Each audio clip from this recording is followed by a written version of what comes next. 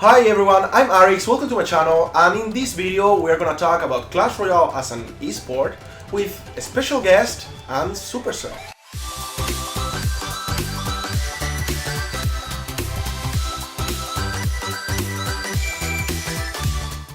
So, our first guest is TheGameHuntah.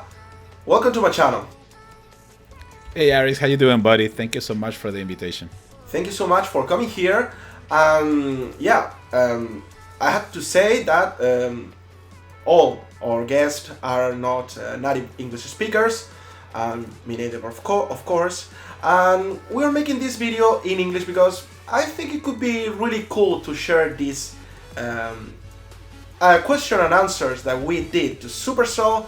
I think it's, even if our English is not the best, I think it's better to share this with you rather than keep it to the Spanish community only. So I hope you will understand and you will enjoy of this video. Okay, so after this first introduction, I'd like to question you a couple of things. First thing is, how are you seeing Clash Royale now that it was a year since launch? Wow, a year already? Oof.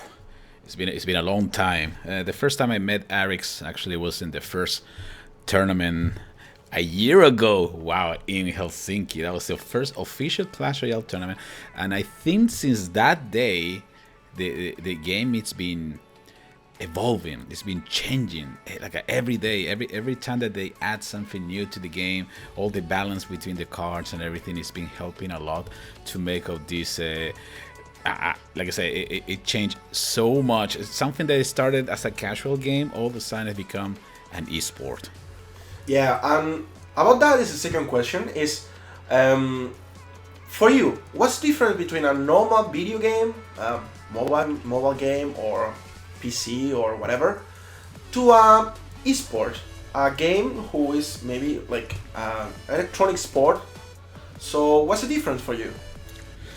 A regular game is, well, every game has multiplayer, but an esport is what takes multiplayer to the next level. Is when the companies help to build everything surrounding the game to make sure that the game is like a show. Okay, it's like a special event. That is what makes an esport. In mobile, in this case in mobile, it's been difficult, and little by little it's been growing. I mean, we got the case of Vainglory, and now Supercell Clash Royale by Supercell got elected as the best eSport game of the year, which is just ridiculous. That can give you the idea right away that how things are being changing so much. And like I tell you before, it's that difference between a regular casual game with multiplayer to eSport is when you can bring some other tools, like a competitive tools. They've been adding with every single patch and been adding something extra to help the community get more and more attracted to the game. And I think one of the cool things about Clash Royale that it's a easy. I mean, everybody can play Clash Royale, but in the hands of an expert player, it's a complete different story. And then is when the game, from a competitive game, it becomes an esport. Yeah, I totally agree with you. Another question. How could you explain us how's the process that we follow to make that questions to Supercell, the answers and everything? Could you tell us about how it was the attitude of Supercell, etc.? Well, one of the good things about the Supercell compared with some other companies, they're really close to the community. It's really easy to approach them.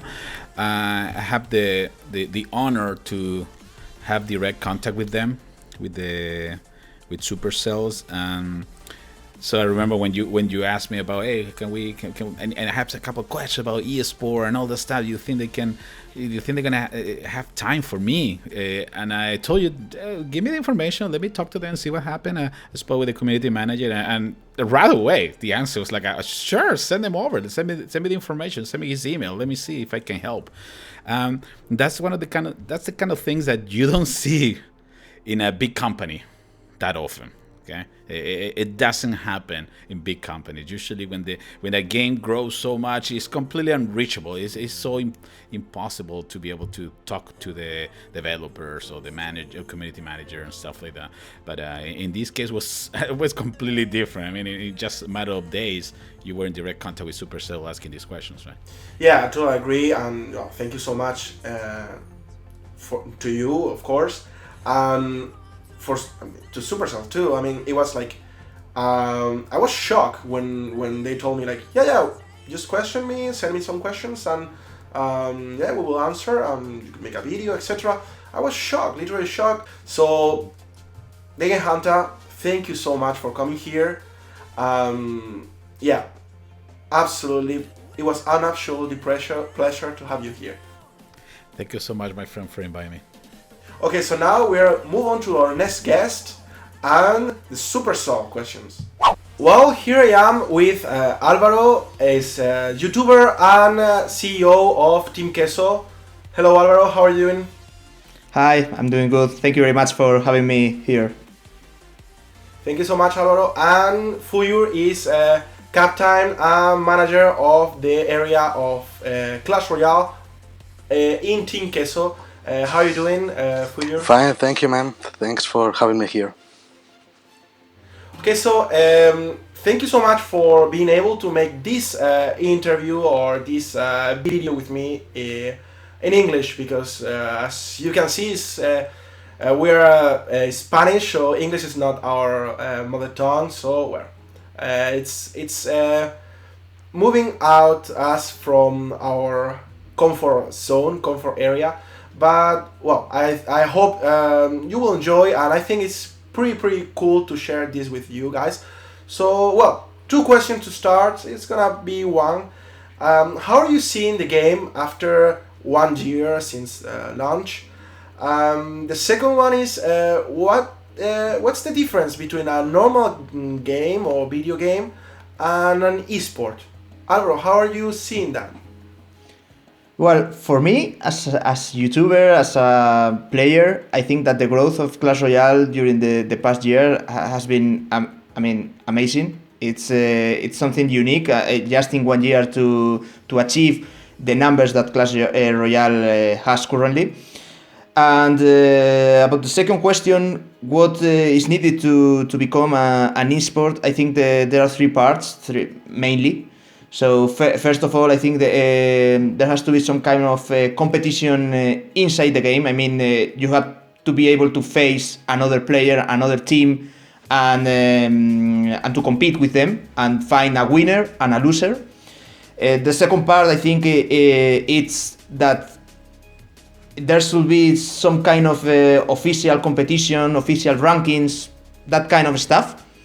And then the third part for me, and that it's very important, is that the audience, the people, must enjoy watching it. So if you have all of these 3 parts, then you may have an esport. And I think Clash Royale can be perfectly an esport during this current year. I agree. What do you think, Fuyur? I have to agree with Alvaro. The growth rate of this game during the last year has been really impressive. And what is the difference between an eSport and a normal video game, at least if you consider it Clash Royale as an eSport? I think that these kind of games should push the competitive part of the game, and it must hook you up. There are many people that want to see that matches that plays on the screen, on the computer, on the TV, and it's a must. It's like going to a football stadium and to watch a game. If you can call the people to watch your games, your video games, it's not going to be a real eSports. And of course, you need to add something else, that behind all these publicity, all these big companies, there is something else. There's a training, an analysis of the rival, strategy. There is a lot of things that you cannot see on the screen, that is behind the scenes. Okay, I totally agree. To introduce now the next part of the video, we are going to explain what we did. We talk with each other and discuss the questions that we wanted to send to Supercell. And I'm going to read the questions and then I'm going to read the answers from Supercell team. And then I'm going to ask my guest about what they are thinking, about what they are. Let's open the Pandora box and speculate a little bit about what they think about Supercell's point out. Okay, so the first question we sent to Supercell, it was: the new 2 versus 2 mode has been a huge success. It makes fun, coordination and strategy at the same time. Do you think this mode it fits on the way of Clash Royale as an esport?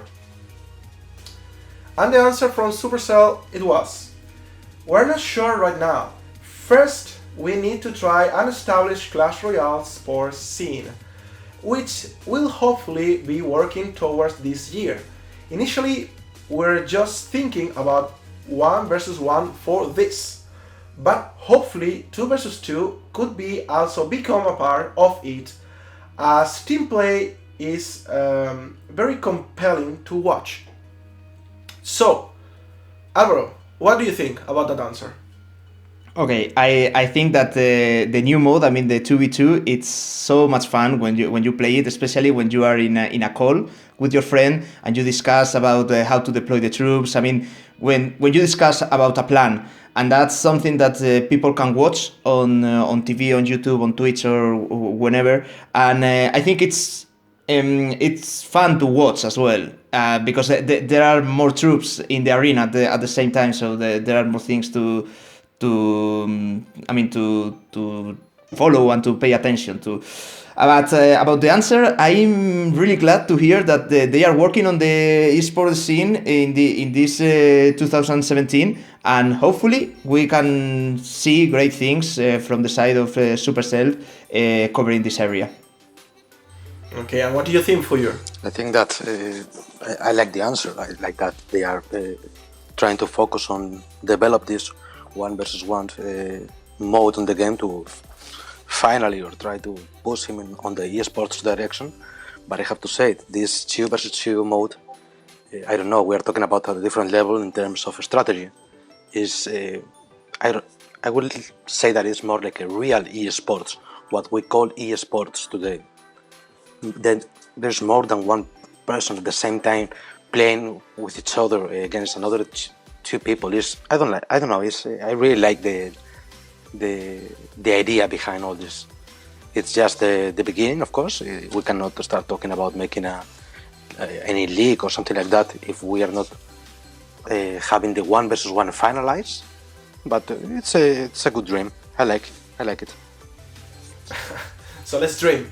The second question is, there are a lot of talking with a possible rework of the tournaments in game. Will you offer any kind of support to the esport through the in-game tournaments? Do you have in your radar the possibility of making brackets or Swiss tournaments inside the game?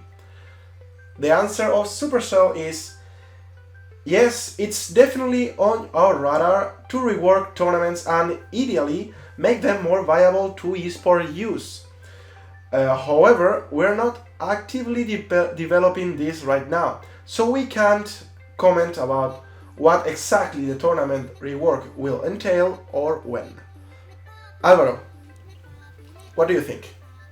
Well, for me, I mean, bring back the 15K tournaments, please. No, seriously, I mean, for me as a content creator, it was great to have the chance to organize something that huge. I mean, 15,000 cards is a huge reward. I mean, it was expensive, but I mean, there are many sponsors and third parties that want to take part of all of this atmosphere of Clash Royale.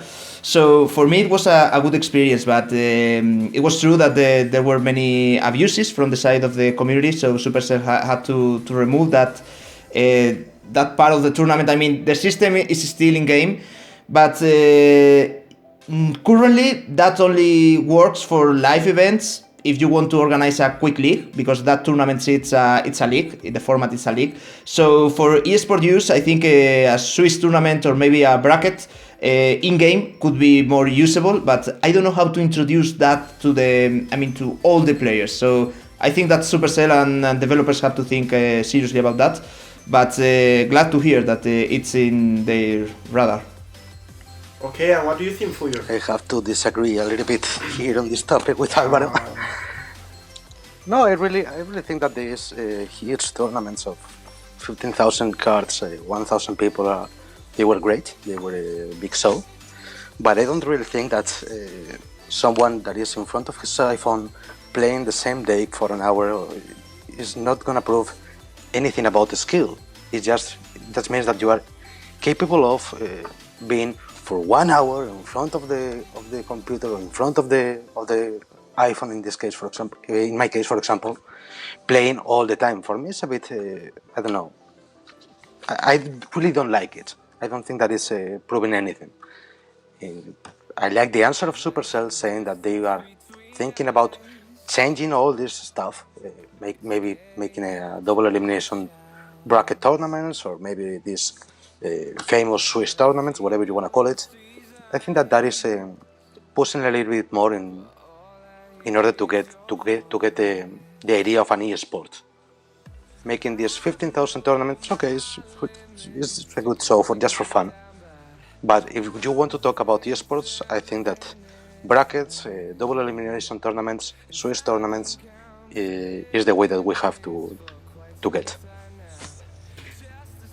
Yeah, well, for the show and the cards, that's important too. It's for me here with the tournaments. I think the key is that they want to make the tournaments in game a platform, or like help or give support to the esport. So I think that's the key thing of that answer. Well, let's go to the third one. It's after talking to people dedicated to the competitive game of Clash Royale, they would love to have some additional statistics on each player's profile, the radio of crowns, the average victories for Great Challenge, or even some kind of awards or ranking at tournament standards. Is this something that you considered before? And the answer of Supercell, it is. We thought about this a little bit, but we haven't put too much time on it yet. Opening up the Clash Royale API to allow fan sites to show this kind of interesting player stats could be a good way to approaching this. And there are already a couple of good samples out there right now, like starfy.re or starsroyale.com. We haven't decided whether we want to show this kind of information in games yet. The concern is overlaying the UI with stats that the average player may be not interested in. So, what do you think, Alvaro, about that? Well, I think that the Supercell's approach is correct in this thing. I mean, Supercell always follows the KISS principle. I mean, keep it simple, stupid. So for that it applies perfectly. I mean, you have to maintain a clear interface with the game. I mean, something that it's good for the average player. I mean, not the people who's watching this video, for example. You guys, you are not the average player because you play Clash Royale, and after that you come to YouTube because you want more Clash Royale. I mean, the average player is just casual player. I mean, they open Clash Royale, have a few matches, they have fun, meanwhile they are waiting for the bus or whatever. So, I mean, for the competitive players, for sure, they want all the data, but I think that the data shouldn't be in the game. They should be outside, and I think that the API, it's probably the best way to do it. I mean, to organize fan sites with all the stats, all the data, so that all the analysts, all the professional players can get all the information they need, but you don't overload the game with numbers that most of the players won't like to see it. And what do you think, Fuyur, about that? I have to agree with Alvaro here. I don't think that. Let's say that we have two kind of players. We have the casual players, and we have the pro players. Pro players or people that are more involved on the game. The pro players, of course, they would like to know and to have access to all kind of different statistics and data that it will be useful for them, of course. But I have to say that they can add a little bit more of information on this for these casual players. For example, if you go to the profile of any single player, you will see that there is a part of the profile that show you the deck, the battle deck that player has been using lately, the latest deck. Maybe you can add some information. Maybe instead of only having one deck, you can have, for example, 3 decks, and also tell you what kind of probability or in-game have they used what kind of numbers do they have with this deck? If they have been having a rate of successful of 61%, for example, or if they are losing a lot with this deck, that kind of information is really useful for all kind of players. Let's say that tomorrow you start to play on this game, and you fight or play against one of these people that you can find on the ladder mode, and you check his profile and see one deck that, okay, this guy is using this deck, so it must be good. Maybe that guy is just trolling you. Maybe it's just a deck that he's just trying to figure it out if it's working or not. If you have some real numbers about that deck, you will be able to choose, okay, this is good for me, or it's just a bad idea. Yeah, I totally agree with you and Supercell. And let's go to the last question. Recently, you announced you were looking for casters for different regions. This supposed that we have to be ready to see a race at the frequency of the events. After the success of Clash Royale with the Hispanic community, don't you think it's time to make some tournaments on these regions? The answer of Supercell, it is. We're looking to ramp up our esports presence this year, but whether or not that will mean more events is still a little bit but up in the air. We haven't fully settled on the locations yet either. So, little bit like, okay, it's a little bit still everything in the air, but intentions are there. What do you think, Alvaro? Well, first of all, I think that this question, I mean, it's really good made. It's an all-in. So, but yeah, the answer, I mean, it's nothing but. So, I mean, if Supercell is asking for casters in different languages too, I mean, English, Spanish, I mean, that's good news, because they are working on something. I mean, you don't ask for casters, you don't ask for help if you are not doing anything. So, I mean, I'm really glad to hear that answer, and yeah, hopefully this 2017 is the year for Clash Royale as an esport. And what do you think, Fuyur? I really like the question, and I really like the answer. They are playing safety. Yeah, they are not saying anything that they cannot show us in the next months. But if they are asking for Hispanic talkers, streamers, that is something. They cannot deny that they are working on something.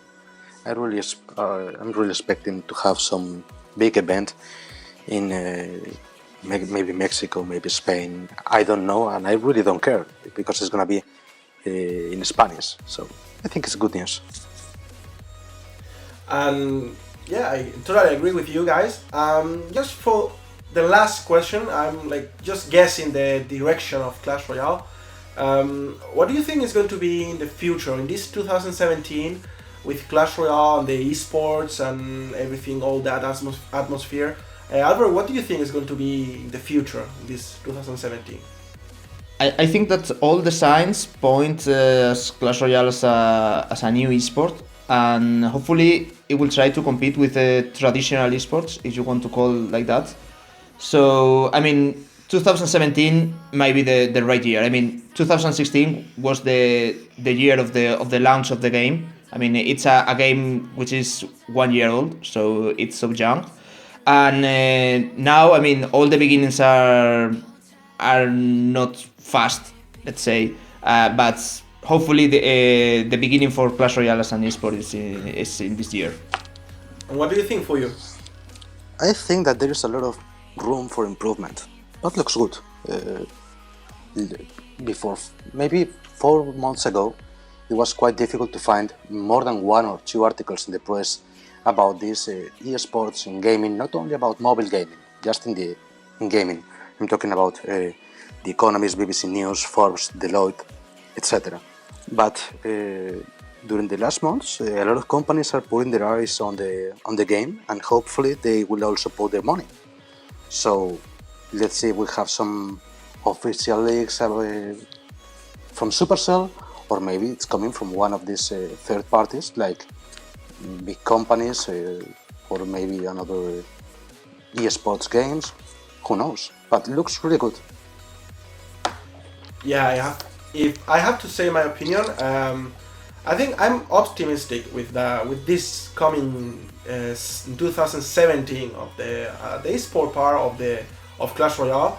I think just increasing the numbers of the events, that's a good news. That's good news.